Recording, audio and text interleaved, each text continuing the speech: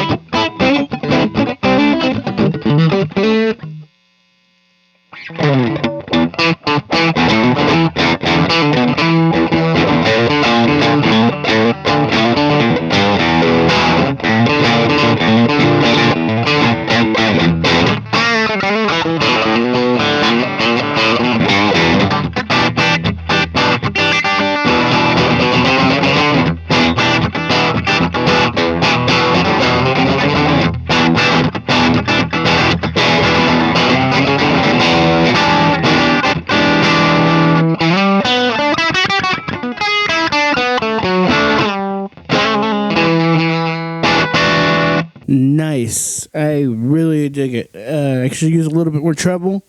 Yeah, let me give it a little bit more brightness because I want to hear how that middle position sounds. A little bit more brightness.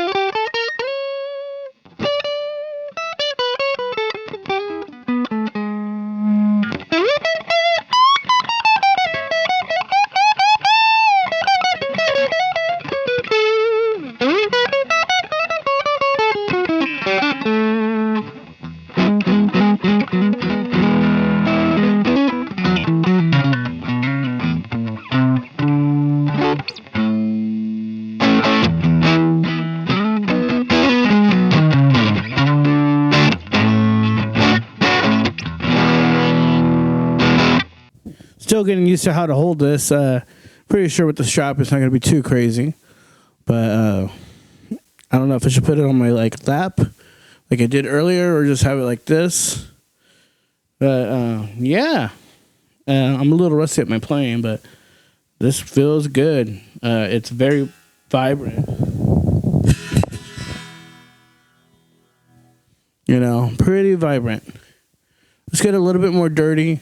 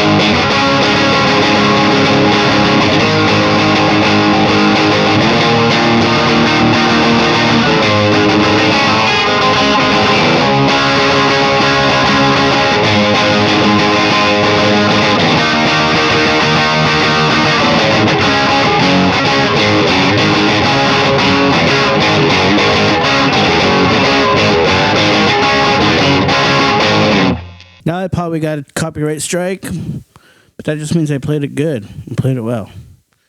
Let's see. I feel like we should boost this a little bit. I think we've gotten some pretty good samples. It can be gnarly and it can be clean. Maybe I should try to clean it up a little bit more.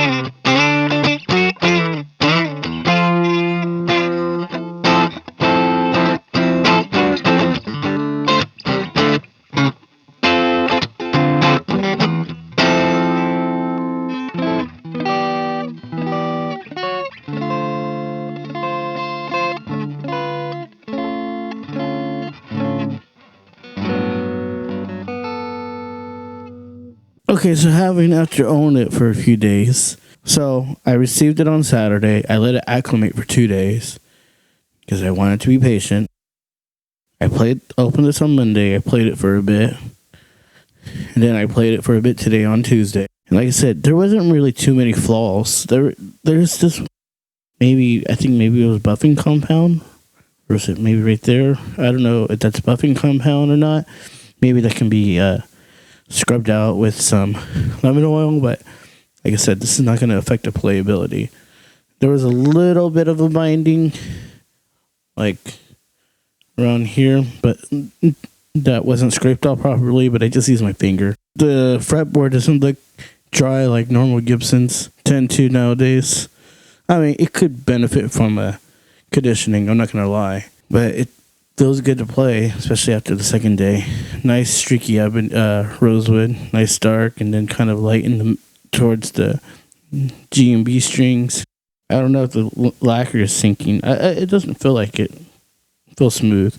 I will say the edges, particularly by the control plate, they feel a little rough.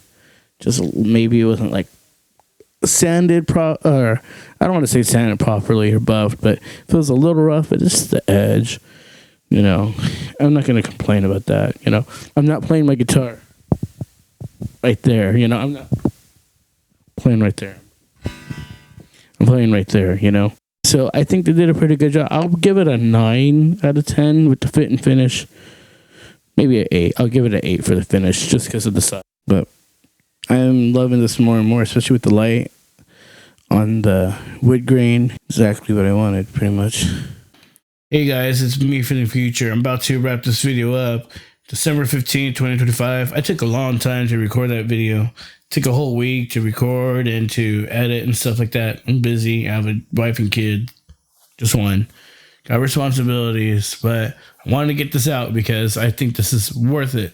Especially the consumer to be knowledgeable what to expect. Anyway, right now, GC has this in cherry, 1999. Beautiful. Ebony, which I think is a really good finish for this, by the way. Although TV yellow is just a classic. For me, at least. But black, beautiful. Right? Look at this. Not an open box, no second model. $15.49. That's amazing. That's a heck of a price. That's cheaper than the single cut Les Paul specials, and I think it might be cheaper than some of the juniors right now. I don't know. I think the juniors are going for $16.99. What a deal! Wish I had this still. Come on, GC, cut me some slack. I mean, I'm trying to bring attention to you guys, and like I said, getting this from GC, sight unseen, A+. I've heard horror stories. I think they're doing something good. I think they're turning it around now, guys. So, and I'm sure if there was a problem, they would take care of it. But $15.49, and if you need to finance, $33 a month. That's nothing. Quit smoking cigarettes. You can get a beautiful guitar just like this. And here, I want to show you guys some of the reviews. It's kind of stupid, right? So some flapjack here gave it a star because he said, they got it wrong again. Should not have a plastic bound neck. Bro, Les Paul specials do have binding on the neck. They have dot inlays. They don't have trapezoidal blocks, but they do have binding. So this flapjack, that was dumb. Let's flag it. Yeah, like a bunch of other people agree too. So Scott from Seattle, I bet you're a Seahawk fan. I can see why you really couldn't come together with a logical explanation of why this is a 1-star guitar. You didn't even talk about Guitar Center or the guitar at all in a matter that deserves scrutiny or praise. Horrible. These two reviews are good. They talk about it. They talk about how good the guitar is or whatever they experience. I'll be sure to be adding my review as well. So yeah, so Act Now, I don't know if it's towards the end of Christmas or for this week, but $15.49, $450 off. That's amazing. Amazing. And anyway, if you guys can help me out here, please like and subscribe. Thumbs up this video, thumbs it down, talk some good stuff, some bad stuff. Let's have some fun, you know? I would trying to grow the channel. I would love to demo more products, whether it's more guitars or basses. That'd be fun. I do music production as well, mixing and mastering, recording. If you guys need tips for that or would like to see some of that, I'm down. Let me know what I should do with this channel. I'll also do live band mixing as well. So not just guitars, but hey, I'll demo some guitars too. Please send me them away. I am open for business. Anyway, hope you guys have a good night. Bye. Well, here it is. So all in all, I'm really happy with this guitar. I really love it. It's beautiful. I love the wood green and the TV yellow. And like I said, I'm really happy Gibson has brought this guitar back into the lineup. I wish it wasn't just an exclusive model. This needs to permanently be in the catalog. At least that's just my opinion. Maybe some different finishes. Pelham blue would look nice. Some of the custom finish, maybe a TV white or the silver fox. That would be a pretty cool finish as well. But feels good, feels nice, especially unplugged.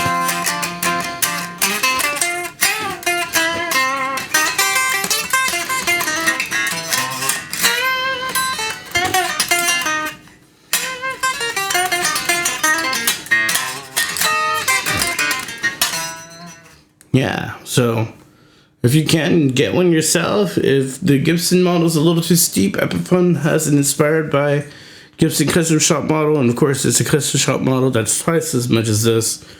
Or have fun trying to find some of the early 91s, which I was unsuccessful to do, at least for a decent price, but maybe they might be coming down since this is out now.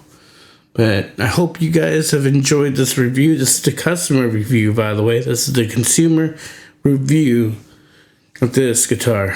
I was hoping to beat Trogley, but Trogley had me beat a long time ago. So until then, guys, take care and thank you for watching.